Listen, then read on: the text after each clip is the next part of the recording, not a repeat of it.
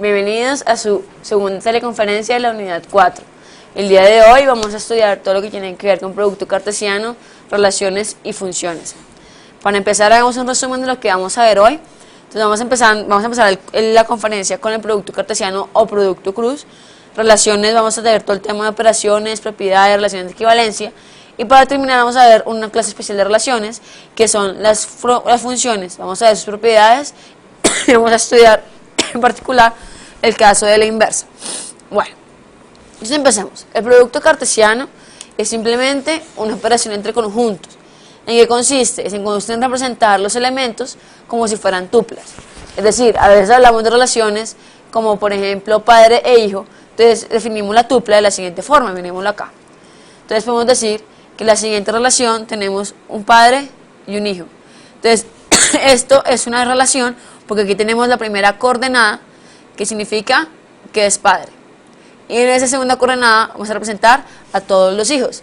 Pero también podemos representar que el padre del hijo 1 y el hijo 1 tiene un hijo 2.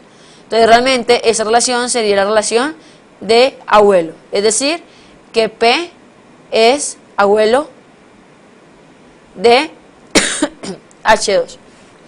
Fíjense cómo esas dos tuplas tienen dos tamaños diferentes. Esa tiene tamaño 3 y esa tiene tamaño 2. O sea, las tuplas en general es simplemente una representación de n elementos que tienen algún tipo de relación. Tenemos, por ejemplo, las n tuplas, ¿ok? Esas tuplas lo que permitir relacionar elementos en conjuntos diferentes. Esto pertenecería a un conjunto, por ejemplo, B1, cruz, B2, cruz, B3, cruz, hasta el Bn, donde cada uno de esos elementicos, cada XY, pertenecería a cada BI. Entonces fíjense cómo nosotros usamos las tuplas para relacionar varios elementos. En ese relacionamos padre e hijo, en ese relacionamos abuelo y nieto. Hay otros como por ejemplo relaciones de una persona y el color de ojos. Entonces por ejemplo aquí puede ser las personas, si yo pongo como C, A, es que son todas las personas que se llaman Carolina, que tienen ojos azules.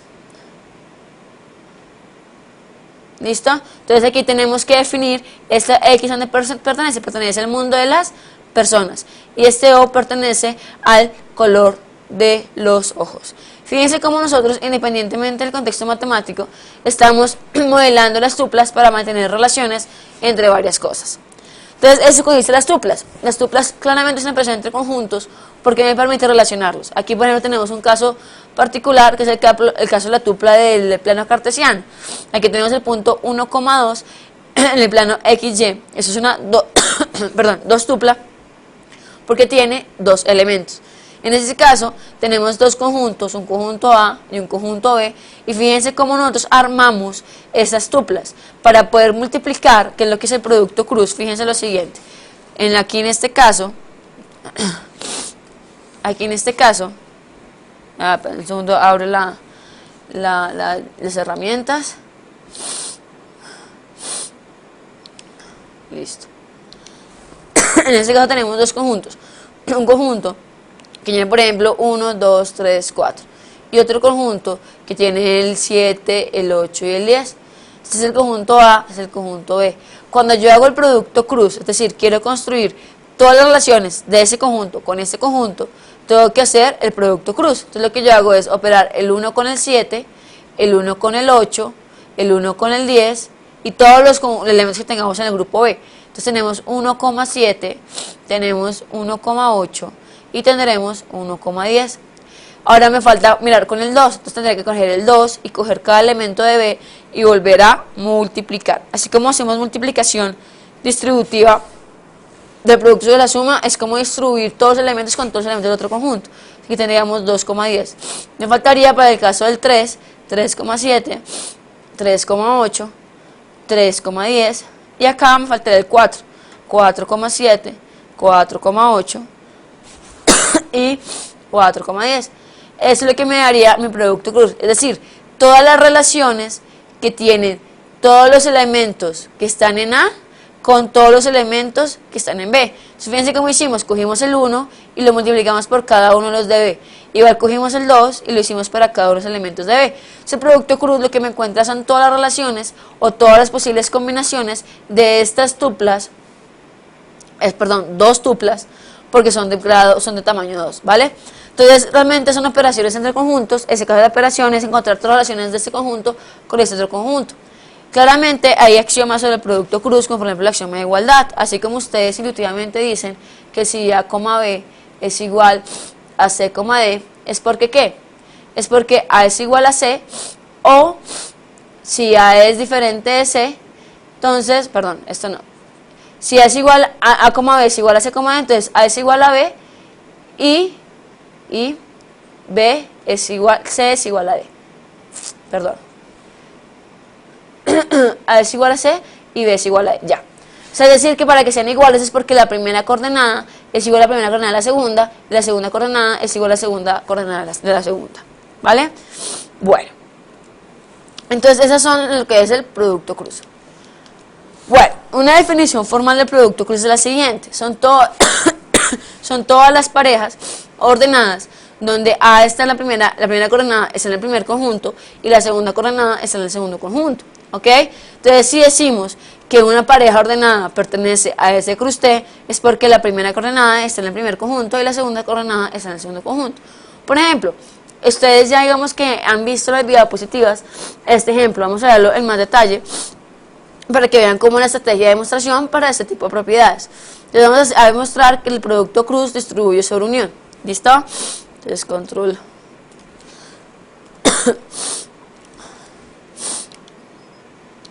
bueno, listo. Entonces lo que vamos a mostrar es que S cruz T unido B es igual a S cruz T unido con S cruz T, S cruz B. Ustedes saben que multiplicar conjuntos me da otro conjunto. Entonces, ¿cómo mostramos igualdad entre conjuntos? Entonces, escribimos o hay dos formas. O bien partimos de acá y llegamos acá a nivel conjuntista, o cogemos un elemento de acá y hacemos la doble contenencia. Son dos estrategias. Puedo usar la primera estrategia. Entonces, vamos a partir desde este conjunto, cuya definición sería ¿qué? Serían todas las parejas ordenadas, pongámosle S y T. Déjenme ver acá. Ese es un resaltador.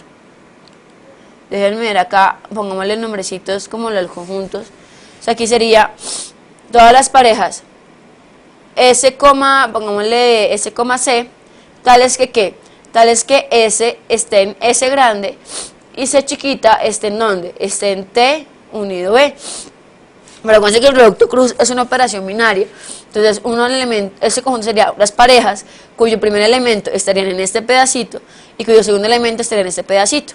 Pero ¿qué significa que C pertenezca a T unión B? Eso significa que C pertenece a T o que C pertenece a B. Entonces, mi conjunto quedarían las parejas ordenadas, tales que S está en S y C está en T o C está en B.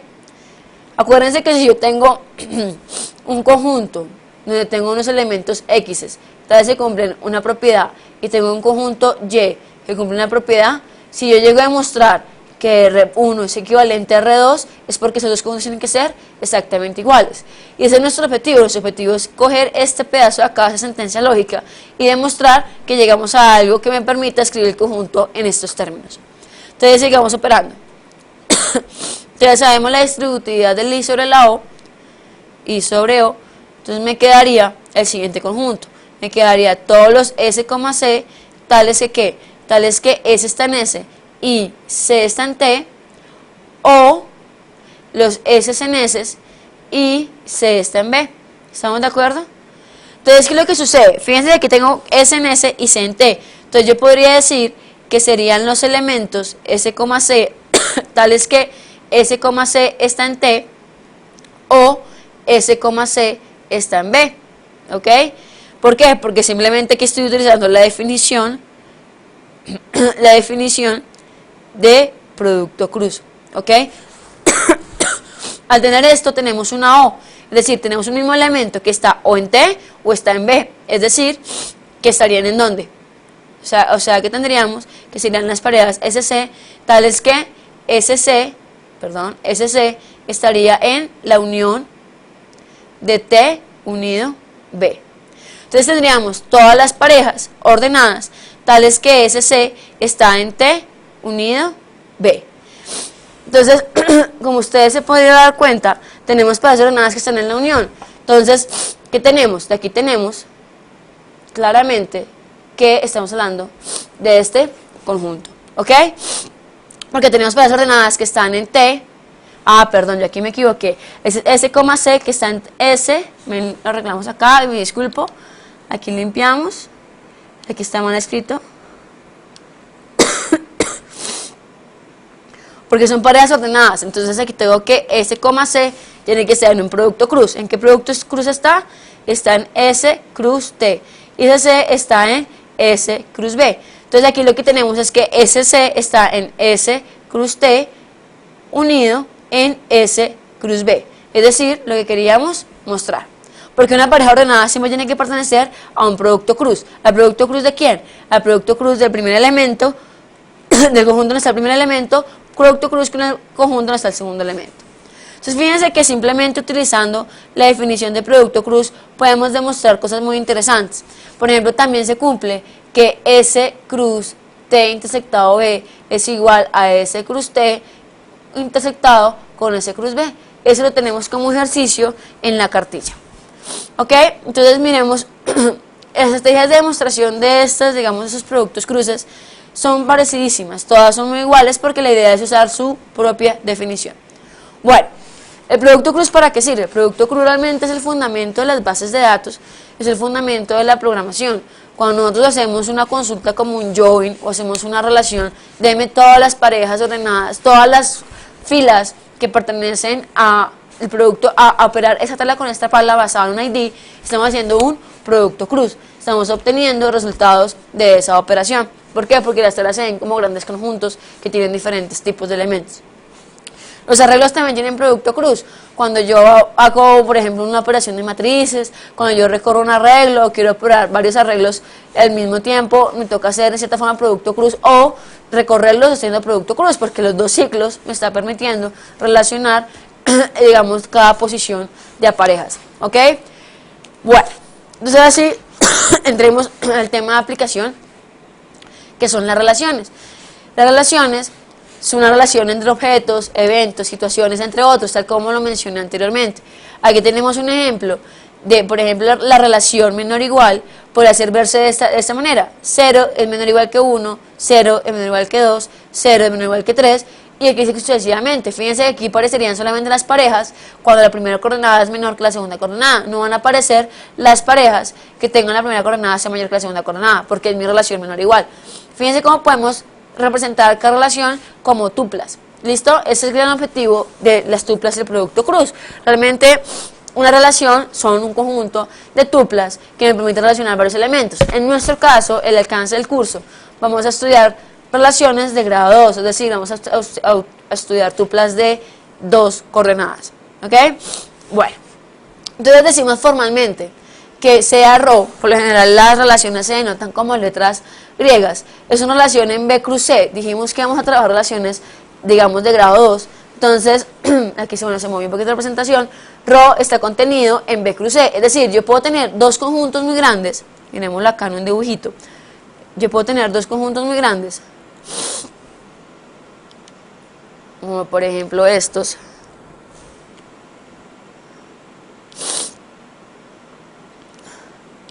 Entonces tenemos dos conjuntos muy grandes, de los cuales tenemos un conjunto, como dijimos, un conjunto B, y aquí vimos de color, y aquí un conjunto C, ¿listo? Supongamos aquí un B1, B2, B3, hasta un B sub K, tenemos K elementos, y aquí tenemos un C1, C2, hasta un C sub N. Nosotros sabemos que el producto cruz de B cruz C son todas las parejas B, C, tales que B está en B, y C está en C, ¿ok? Pero ¿qué sucede? Una relación rho puede ser solamente su conjunto. Por ejemplo, podríamos tener a B, todos los que son iguales, B1 con C1, B2 con C2, B3 con C3, sucesivamente hasta B sub I, C sub I, donde C sub I tiene que ser, bueno, C sub I tiene que ser máximo entre 1 y K, ¿vale? Bueno, ¿qué quiero mostrar con esto? Que este conjunto no necesariamente es igual a ese conjunto, es decir, ρ en este caso está contenido en B cruz C, es decir, no necesariamente la relación abarca todo el conjunto en el cual estamos operando. Supóngase, por ejemplo, en el caso de la vida real, supóngase que ρ son las relaciones, la relación padre e hijo, ¿listo? Y decimos que P está relacionado con H si P es papá de H, ¿listo? Entonces, claramente tenemos que ρ está definido en el conjunto de los humanos, cruz humanos, ¿listo? ¿Qué sucede? ρ no va a ser todo el conjunto de los humanos con humanos, porque no todo el mundo tiene hijos, ¿ok? Entonces, digamos que en este caso serían todas aquellas personas, ρ serían 3 personas que tienen necesariamente, todos los hombres que tienen necesariamente al menos un hijo. Entonces, es importante notar que siempre es contenido igual, no necesariamente tiene que ser todo el B cruz C. Ya ustedes vieron un poquito la notación que usé, y es que dije que P era relacionado con H.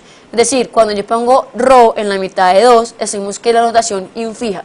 La otra es mencionar que la tupla pertenece a ρ. Acuérdense que ρ es un conjunto. Entonces, en este caso, en el ejemplo que estaban viendo ahorita, yo puedo escribir este escenario como P, H pertenece a ρ, o como lo escribo ahorita, que P está ρ relacionado con H. Es decir, tengo que mencionar como la relación o bien pertenece, porque ρ es un conjunto, como lo vimos acá, o bien simplemente menciono que está relacionado. Esto es lo que es pertenece a nivel conjuntista, o sea, a nivel infijo. Entonces, miremos otras cosas. Primero, el rango tiene, las relaciones tienen dos elementos muy importantes, que llamamos el dominio y el rango. El dominio son todos aquellos elementos que pertenecen al primer conjunto. Es decir, yo tengo un punto de entrada y se está relacionado con elementos de C. Y C es el rango, son aquellos elementos con los cuales elementos de B están relacionados. Es como si fuera una función que vamos a ver más adelante. Bueno. Entonces miremos una cosa, las relaciones las podemos operar. ¿Qué significa que las podemos operar? Es decir, podemos tener dos relaciones y hacerles unión, intersección, hacerles resta, sacarle la inversa o hacer compuestos. Ustedes digamos que ya han visto en las diapositivas y en la cartilla ese tipo de operaciones. Igual recuerden que las relaciones son conjuntos. ¿Son conjuntos de qué? Son conjuntos de tuplas. Entonces podríamos separarla. Yo sé que la unión me daría un conjunto, intersección me daría otro conjunto, la diferencia me daría otro conjunto y también su complemento me daría otro conjunto. Ahora, lo interesante es ver que las operaciones me preserven propiedades, como por ejemplo, aquí tenemos que si yo hago, miremos aquí por ejemplo, el dominio de ρ inversa es el rango de P. Tiene sentido, ¿por qué? Porque el dominio, supongamos lo siguiente, vamos a poner acá lo siguiente, tenemos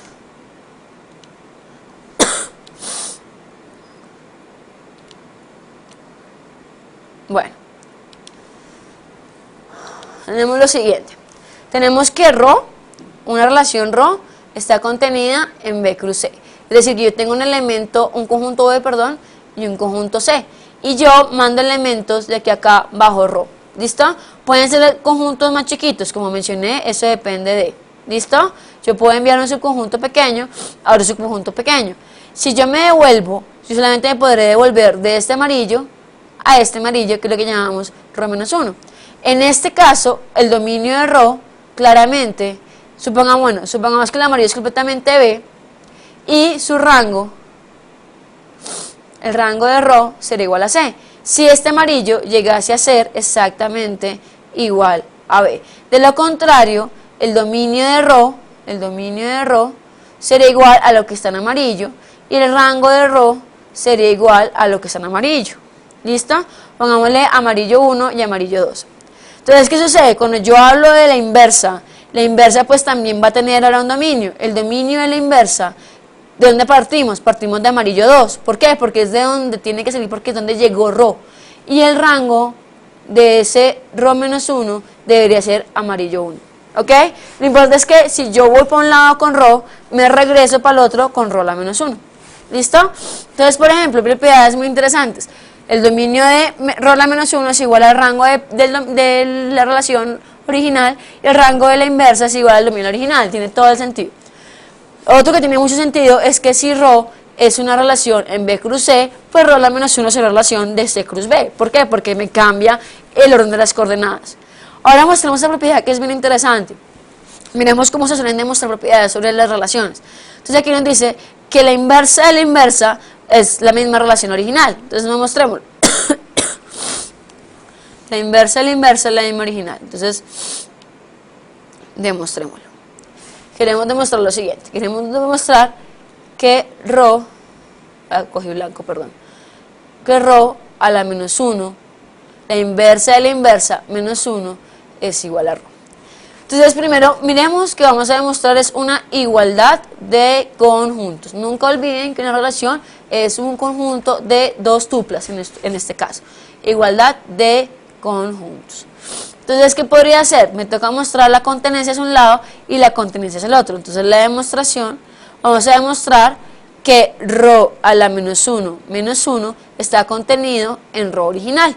Entonces para eso, la estrategia de coger elementos, sea que tenemos una relación XY, pero una tupla XY, que pertenezca a ρ menos 1. Es decir, que lo que tenemos es que X, Y, perdón, esto no, lo que quiere decir es lo siguiente, vamos acá, que quiero cambiar la notación a la notación en fija. Lo que quiere decir es que X está relacionado, ρ a la menos 1 con Y. ¿Cuál es la definición de la inversa? Si A está relacionado con B, equivale a decir a que B está relacionado con menos 1 con A, porque si ρ va de A a B, la inversa iría de B a A. Entonces, esto ocurre si solamente si Y está relacionado a la inversa con X. Pero volvemos a aplicar la definición de arriba y me quedaría que X está relacionado con Y. Entonces, X, Y, ¿dónde está? Está en ρ, porque logré demostrar que X está relacionado, ρ relacionado con Y. Si llevamos a la otra contenencia, va a ser muy parecida. Cojamos ρ que esté contenido en la inversa de la inversa.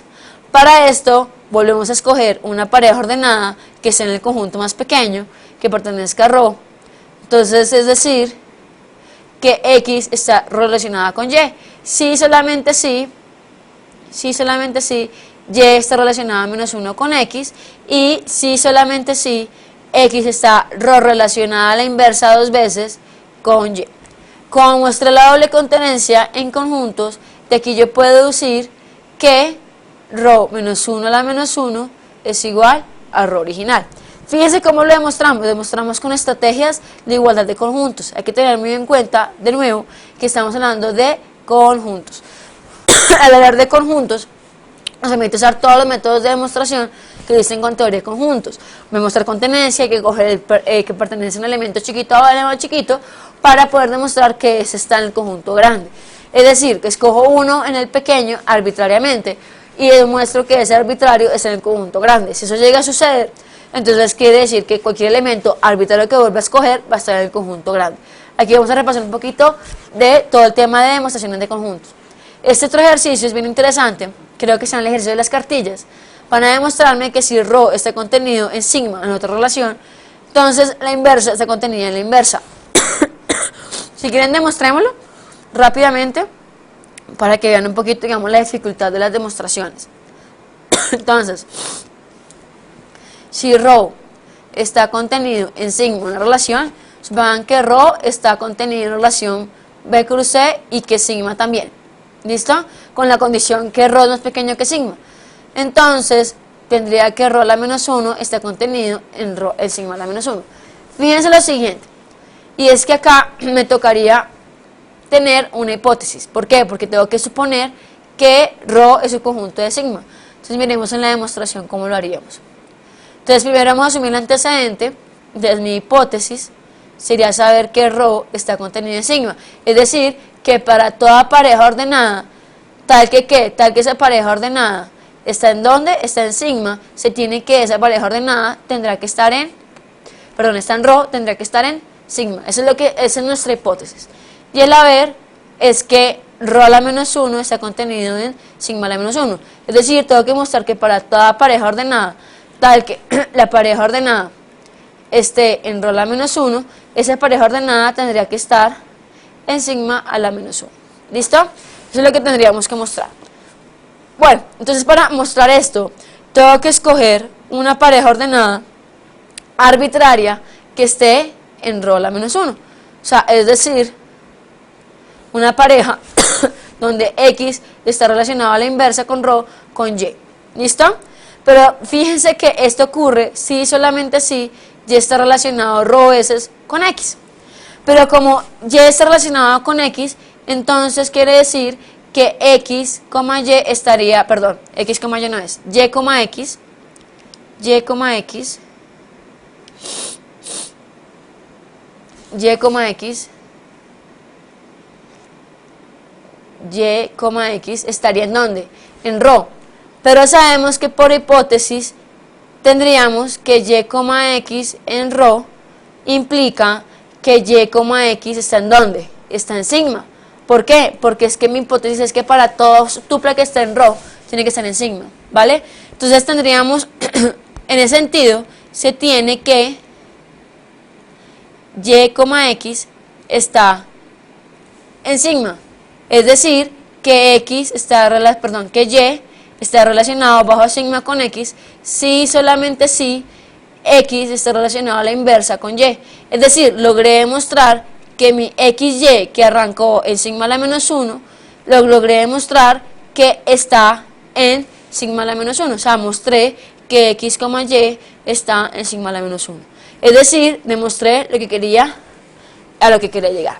Entonces, fíjense lo siguiente, tenemos que tener muy en claro las propiedades de teoría de conjuntos, los métodos de demostración de teoría de conjuntos, porque las relaciones son conjuntos. Entonces, esto es un buen repaso para que ustedes desempolven el conocimiento de teoría de conjuntos y empiecen a aplicar todos sus conocimientos para conjuntos especiales que tienen, en vez de un solo elemento, son dos tuplas. ¿Ok? Bueno, estas relaciones pueden ser clasificadas de varias maneras. Entonces hay propiedades como por ejemplo, pueden ser reflexivas, pueden ser simétricas, antisimétricas, asimétricas o transitivas. Entonces la propiedad es, para ser reflexiva, es que yo estoy relacionado conmigo mismo. B está relacionado con B. Y para ser reflexiva es que no ocurre que yo no me relacione conmigo mismo. Ser simétrica es como la suma. Si yo sumo para un lado o para el otro, va a ocurrir lo mismo. Fíjense que la suma es una relación dos tupla, porque cuando yo coloco, por ejemplo, tres tupla, cuando yo coloco, por ejemplo, 1,2, la tercera coordenada podría verla como el 3, ¿ok? ¿Por qué? Porque 1 más 2 me da el 3. Entonces, la simetría me permite decir cuando yo puedo intercambiar los datos para que me quede exactamente igual. Es decir, las simétricas son aquellas cuya inversa es igual a la original. Antisimétrica es que si yo tengo que B está relacionado con C y C está relacionado con B, entonces B tiene que ser exactamente igual a C. Asimétrica es que no puedo voltearlos, es decir, si B está relacionado con C, C no está relacionado con B. Y transitiva es los amigos de mis amigos son mis amigos, entonces si B está relacionado con C y C está relacionado con D, pues B estará relacionado con D. En este lado tenemos las versiones conjuntistas. En el caso de la reflexiva, quiere decir que la identidad, la relación de identidad, o sea, las parejas B, B van a ser contenidas en las parejas que están en rho. Si es irreflexiva es porque la intersección entre la identidad en el conjunto B con la relación rho es vacía. Recuerden que una relación puede estar definida en B cruce, o sea, dos conjuntos diferentes o en el mismo conjunto. ¿Ok? Yo puedo hablar de que rho está definida en B cruz B, por ejemplo. Bueno, en el caso de la simetría tenemos que rho a la menos 1 es igual a rho, es decir, los conjuntos son exactamente iguales. En el caso de antisimetría, decimos que la intersección, los elementos compartidos, tienen que estar contenidos necesariamente en la identidad, es decir, todos los conjuntos, si yo tengo B relacionado con C y C relacionado con B, entonces voy a tener la pareja B, B o C, C. ¿Ok? En la simétrica es porque no tengo nada en común entre rho a la menos 1 con rho original. Pues ¿por qué? Porque rho a la menos 1 es invertir los valores de rho original. Entonces si no tengo nada, si es antisimétrica, no hay nada que sea igual en el rho a la menos 1, lo mismo que está en rho. En el caso de transitiva, pues es decir, que si yo intersecto el rol menos 1 con rol original, me voy a hacer contenido en la identidad, ¿ok? Por ejemplo, una pregunta interesante sería, ¿la intersección de relaciones simétricas es simétrica? ¿Será que sí? ¿Será que si intersecto reflexivas me dará reflexivas? ¿Y si intersecto transitivas me dará transitiva? Bueno, yo voy a hacerles aquí, digamos, en la presentación, la demostración de caso simétrico. A ustedes les dejo de ejercicio el caso reflexivo y el caso transitivo. Entonces vamos a demostrar, entonces sacamos acá las herramientas.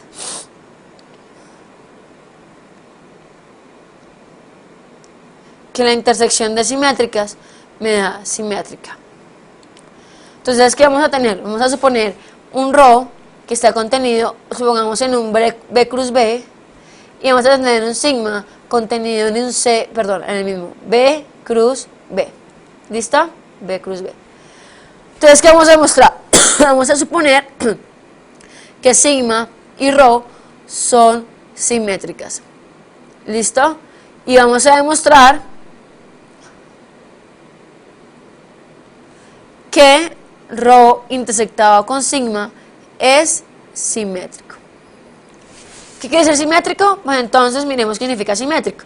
Que ρ y sigma sean simétricas quiere decir que si yo tengo una pareja X, ρ, Y, yo puedo transformarla mágicamente en Y, ρ, X, porque es lo mismo que hablarlos al revés. Y si yo hablo de una X2, pongámosle X1, Y1, Y1, X1, y aquí X2, sigma, Y2 equivale a decir a Y2, sigma X2. Es decir, los puedo voltear como yo quiera. ¿Qué quiero mostrar? Quiero mostrar que si cojo un elemento, una tupla de esa intersección, voy a poder cumplir esto. Entonces vamos a mirar la demostración. Tengo que tomar un elemento de este conjunto y demostrar que los puedo invertir. Entonces sea una tupla XY que esté en ρ intersectado sigma.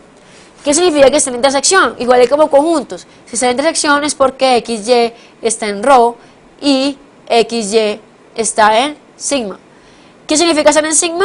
Significa, es decir, vamos a escribir aquí, es decir, que tenemos que X está relacionado con Y y tenemos además que X está relacionado con sigma con Y. Pero como ρ y sigma son simétricas, ¿qué podemos hacer? Podemos escribir Y, ρ X y Y, sigma X. Entonces tenemos que tanto Y, X está en ρ como Y, X está en sigma. Entonces, ¿qué quiere decir eso? Los tengo en ambos conjuntos. Tendríamos que Y, X estaría en ρ intersectado sigma. Es decir, logré mostrar que si X ya está en ρ intersectado sigma, si lo volteo también está. Recuerden, cuando yo escribo pertenece, es equivalente a escribir que X está relacionado ρ intersectado sigma con Y. Y en este caso estoy escribiendo Y está relacionado ρ intersectado sigma con X. Entonces fíjense cómo lo demostré. Utilicé el hecho que son simétricas, pero como estoy en la intersección, yo puedo saber ya inmediatamente que está en un conjunto o en el otro, y en el otro. Entonces pues yo puse que ambas son simétricas, por ende puedo voltearlas cada una, y como están en los mismos conjuntos, por ende estaría en la intersección. ¿Ok? Entonces les queda de ejercicios mirar la reflexividad y mirar la transitividad, si se preserva o no en la intersección. Podemos pensar también, por ejemplo, en la unión. ¿Será que si yo tengo dos simétricas, la unión será simétrica? ¿O será que si yo, por ejemplo, saco el complemento, si el complemento de un conjunto es simétrico, si un conjunto es simétrico, entonces el complemento será simétrico? No lo sé. Tocaría como estudiarlo más a fondo, eso lo pueden revisar en los ejercicios. Bueno, hay un tipo especial de relaciones que se llaman relaciones de equivalencia. Relaciones de equivalencia, su definición propia es que tienen tres propiedades. De toda relación, para que sea equivalencia, tiene que ser reflexiva, simétrica y transitiva. ¿Ok? Si una relación se me cumple esas tres propiedades, es porque es una relación de equivalencia. ¿Ok? ¿Esa relación de equivalencia para qué sirve? Las relaciones de equivalencia son relaciones que permiten crear clases de equivalencia. Como ustedes han revisado en los documentos, en las diapositivas, en la cartilla, la idea de esa relación de equivalencia es que puedo partir del conjunto original en pequeños subconjuntos. Lo más interesante es que esa partición es la partición más pequeña, o sea, es minimal. Yo puedo lograr expresar ese conjunto como 4 subconjuntos pequeños que además no se intersectan, es decir, son disyuntos. Ese tipo de propiedad se utiliza mucho, por ejemplo, para todo el tema de la construcción de los números naturales, los racionales, pero naturales no, los enteros, los racionales, los reales, no estoy tan segura, pero digamos que esas clases de equivalencia son muy importantes porque si trabajo con una, obligatoriamente no tengo nada que ver con la otra, solamente trabajo y demuestro cosas, o sea, disminuyo los elementos a elementos conjuntistas. Bueno, entonces, ahora revisemos, ¿se acuerdan la teleconferencia pasada? Que vimos la operación congruencia, que era A congruente módulo MB. Demostramos al final de la conferencia que esa relación era reflexiva, era simétrica y era transitiva. Es decir, esa relación es una relación de equivalencia. Bueno, veamos nuestro último tema, que se llaman funciones. Las funciones, miremos primero qué es una función. Una función simplemente es algo, una caja negra, que recibe un conjunto de entradas y las transforma en un conjunto de salidas. Es decir, si le doy las entradas adecuadas, ella me dará las salidas adecuadas, pero depende mucho de lo que esta función vaya a ser, ¿ok? A diferencia de las, digamos, de las relaciones, es que una función, bueno, una función es una relación. ¿Por qué? Porque relaciona elementos de un conjunto inicial a un conjunto final. La gran diferencia es que las relaciones están bien definidas. ¿Qué quiere decir que estén bien definidas? Quiere decir que un elemento no tiene dos imágenes. Miremoslo aquí más en detalle a nivel gráfico, para que nos quede más claro. Entonces, acá está. Bueno, entonces, ¿qué es lo que sucede? Primero, una función está definida de un conjunto inicial a un conjunto final, ¿ok? Cuando nosotros nos decían f de x es igual a x y nos decían que f iba de naturales a naturales, nosotros lo que hacíamos era pintar una cosa como estas. Cogíamos cada natural, hacíamos un punto, otro natural, hacíamos otro punto, otro natural, hacíamos otro punto y nos daba una línea recta. Bueno, supongan que es una línea recta. Entonces, ¿qué sucede? Sucede lo siguiente. Entonces, esto, fíjense que tengo un punto inicial a un punto final. Es decir, tengo un conjunto de salida y un conjunto de llegada. ¿Ok? Ese conjunto de salida y de llegada, por lo general se notan como pues se dibujan a nivel conjuntista, un conjunto A y un conjunto B. Entonces, yo siempre tengo un elemento de acá, un elemento A y lo mando a un elemento B. Entonces, yo puedo definir realmente una función con una relación con las tuplas A, B, ¿cierto? Porque cojo elementos de A y los mando a B. Entonces, F estaría dentro de A cruz B, viéndolo a nivel de relaciones. ¿Qué es lo que pasa? Es una relación especial porque cumple que sea bien definida. Ser bien definida es lo siguiente. Este elemento A puede llegar a B, pero este elemento A no podrá llegar a un B2, ¿ok? Es decir, ese elemento A no puede tener dos imágenes. Estos los elementos de B los llevamos la imagen de F. Entonces, yo no puedo tener que F de A mande a B como F de A mande a B2, porque no estaría bien definida. La buena definición es que un elemento de este pedazo que se llama el dominio, que es el conjunto A, no puede llegar a dos imágenes. Lo que sí puede suceder, que es una propiedad que vamos a ver más adelante, es que el conjunto A, el conjunto B, que dos elementos lleguen al mismo elemento, ¿ok?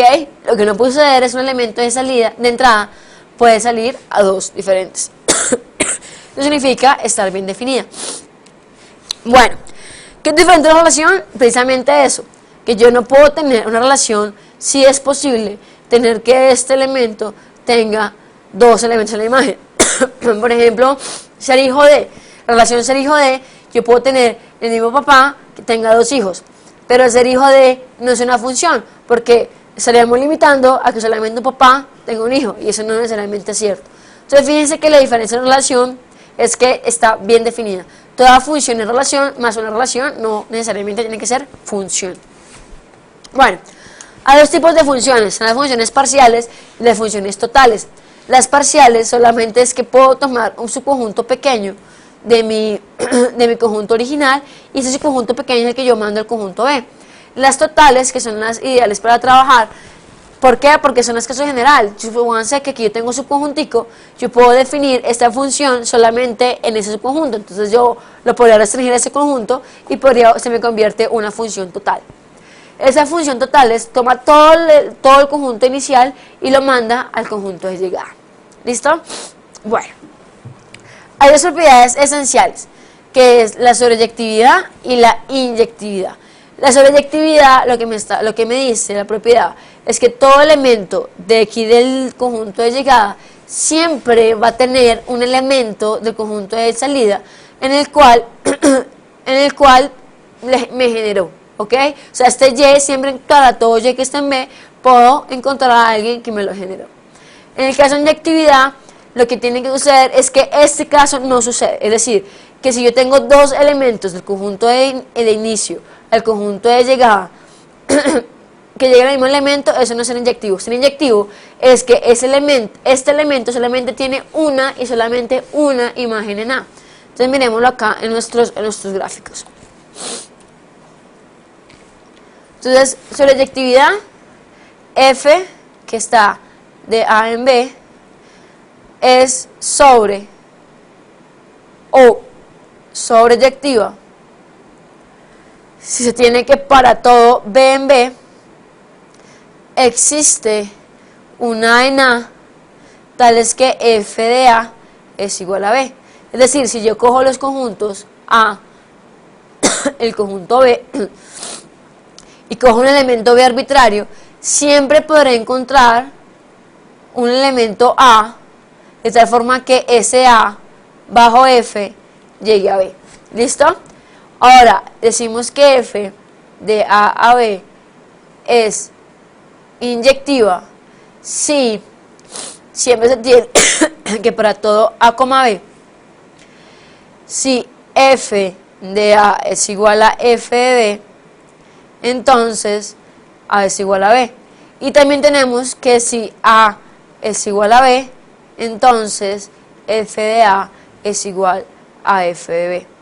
Gráficamente lo podemos ver como lo siguiente.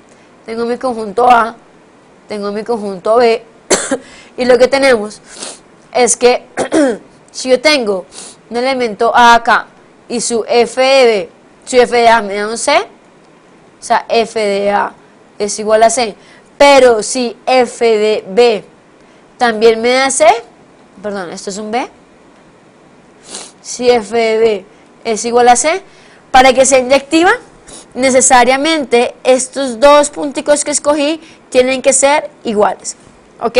Si las dos imágenes me llegan a llegar al mismo elemento, si los elementos de A llegan al mismo elemento, es porque ambos elementos son iguales. Y si ambos elementos son iguales, tienen que llegar obligatoriamente al mismo elemento. Es decir, que nuestro dibujo de una función inyectiva sería una cosa así. Líneas solamente uno a uno. Este punto va a este punto va a este punto va a este punto va a este.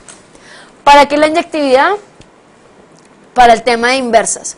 A mí me falta el tema de inversas. Entonces el tema de inversas, ¿qué quiero decir con el tema de inversas? Así como cuando hacíamos una relación que podíamos ir del conjunto B al C, podíamos hacer del conjunto C al B, aquí ocurre lo mismo. Aquí tenemos que F va de A en B. Me interesaría encontrar una inversa que fuera del B al A. ¿Qué es lo que pasa? Esta inversa toca asegurar que esté bien definida.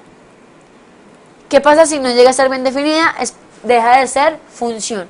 Entonces, para que sea función, tengo que asegurarme que al devolverme sigo siendo bien definida. ¿Qué es ser bien definida? Que ninguno de mis elementos de mi conjunto de salida tengan dos imágenes.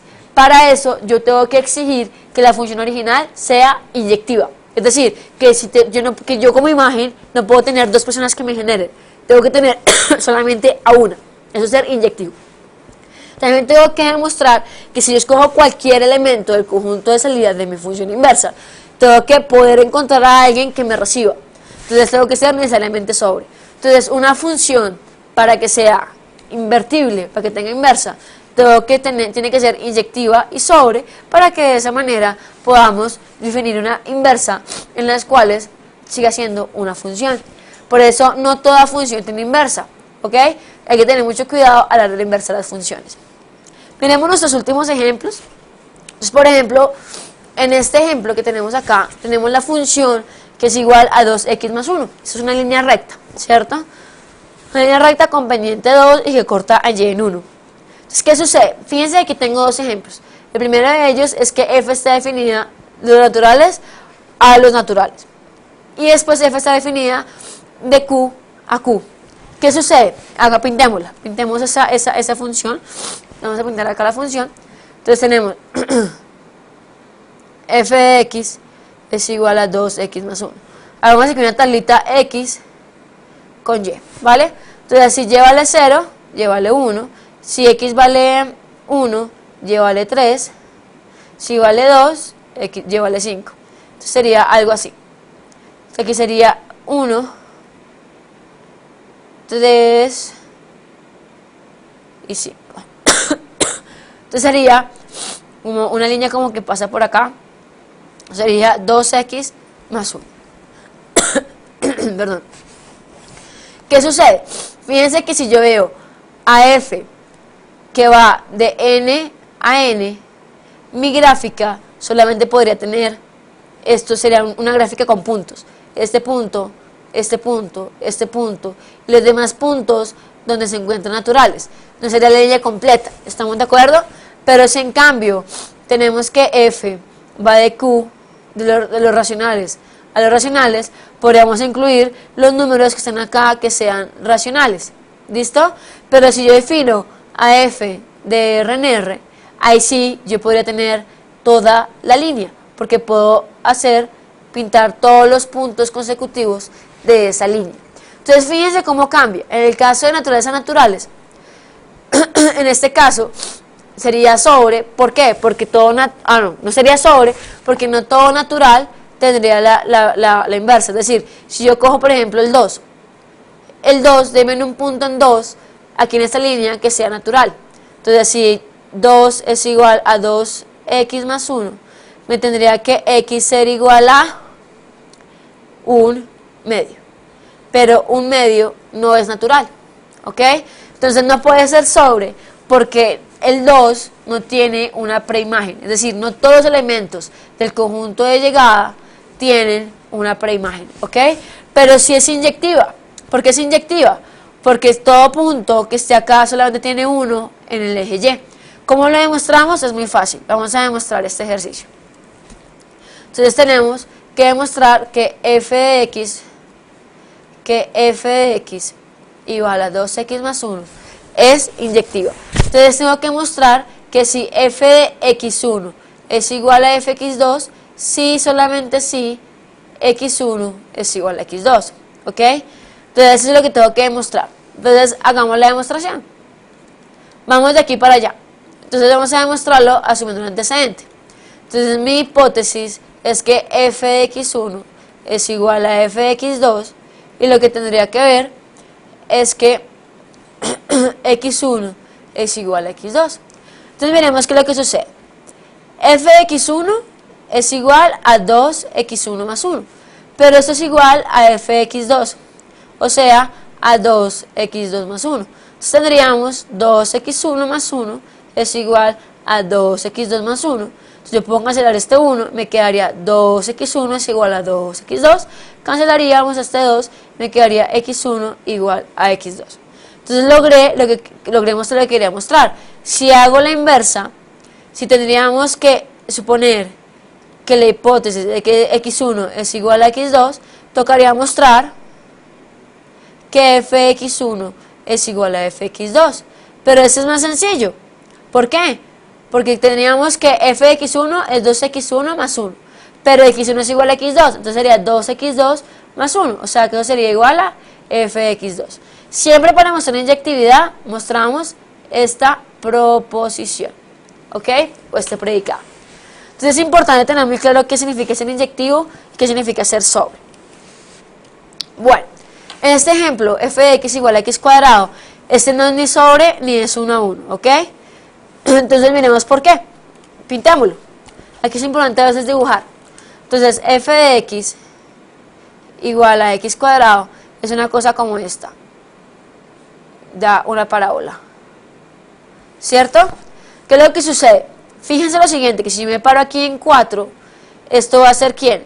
Esto va a ser menos 2 y esto va a ser 2. Es decir, que f de menos 2 es igual a f de 2, que es igual a 4.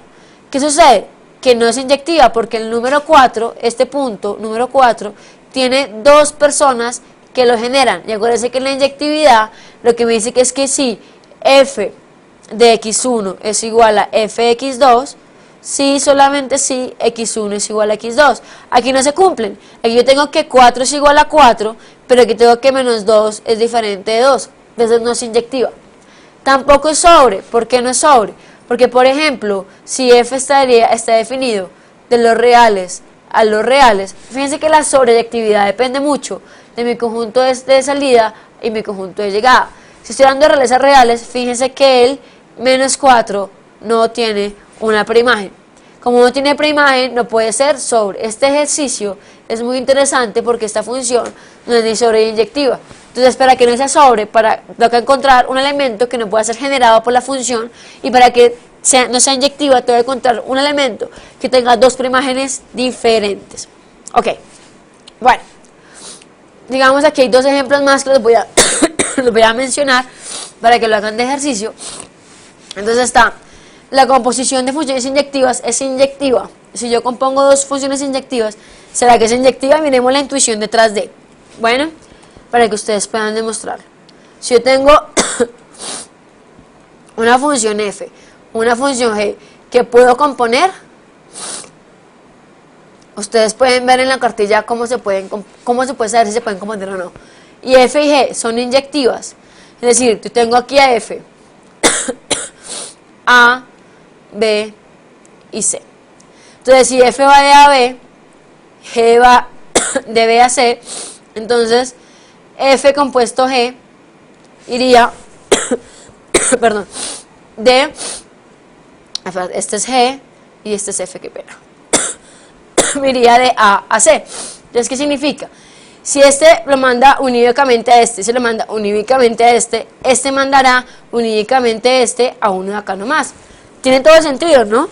Porque si solamente se lo puedo mandar a uno de este y este solamente lo va a mandar a uno de este, pues este simplemente podrá ir al respectivo único de f. Entonces tiene sentido que sea inyectiva. Ahora la forma es cómo lo formalizo, ¿ok? Ese les queda ejercicio. Formalícenme esta demostración. Bueno, entonces lo siguiente ejercicio, es un ejercicio muy interesante, es que si yo tengo la imagen de una intersección, está contenida en la intersección de sus imágenes. De nuevo, miremoslo gráficamente.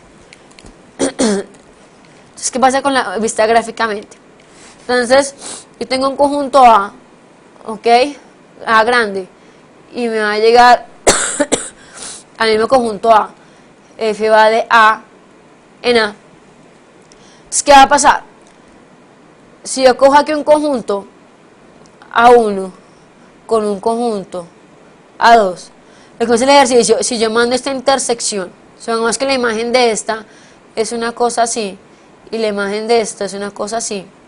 Entonces la imagen de esta es esta. Entonces si yo mando esta intersección, lo que me está diciendo es que me llega a la intersección de las imágenes. Este sería f de A1, ese sería f de A2, ¿ok? Es posible que me dé solamente este pedacito. Eso es lo que me está diciendo el ejercicio. Está diciendo, coja la intersección de dos conjuntos del conjunto de salida y va a estar contenido en la intersección de f a 1, de mandar solamente a 1 o de mandar solamente a 2. ¿Será que es cierto o será que no es cierto? Pareciera que sí, ¿no es cierto? Les dejo eso de ejercicio para que ustedes puedan practicar en la casa. Ya no, pues no creo que tenga nada más que decir. Lo único es, por favor, recuerden hacer ejercicios, leer la cartilla y hacer las diapositivas, porque digamos que los ejercicios son relativamente sencillos, pero manejar conjuntos con tuplas, manejar funciones, mirar de dónde se define, si son reales o son naturales, mirar todo el tema de si son relaciones de equivalencia o no. Todos esos temas, digamos que Toca aprenderlos haciendo ejercicios. Entonces hagan ejercicios, cualquier pregunta yo estoy a la orden por correo electrónico o cualquier medio virtual. Muchas gracias y hasta luego.